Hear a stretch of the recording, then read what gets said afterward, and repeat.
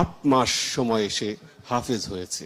তার বাবা একজন অন্ধ, তাই না তাহাজিদ? দৃষ্টি প্রতিবন্ধী, চোখে দেখেন না। সবচেয়ে আরেকটি কষ্টের যে ব্যাপার সেটা হলো তার মাও নেই। আমরা সাধারণত যে ছেলের মা আছে তাকে যদি কোনোভাবে জিজ্ঞাসা করি তোমার বাবা আছে, যদি না থাকে সে মোটামুটি বলতে পারে আমার বাবা নেই। কিন্তু যার মা নেই তাকে প্রশ্ন করা হলে সে কোনোভাবেই উত্তর দিতে পারে না, তার বুক ফেটে যায়, মুখ দিয়ে কথা বের হয় না। তাহজিদ মা ছাড়া বড় হয়েছে, তার বাবা একজন অন্ধ। কত চমৎকার কোরআন তেলাওয়াত শুনিয়েছে আমাদের। মানুষ হবে ইনশাআল্লাহ তাহজিদ, এরা আমাদের দেশটাকে পরিবর্তন করে দেবে।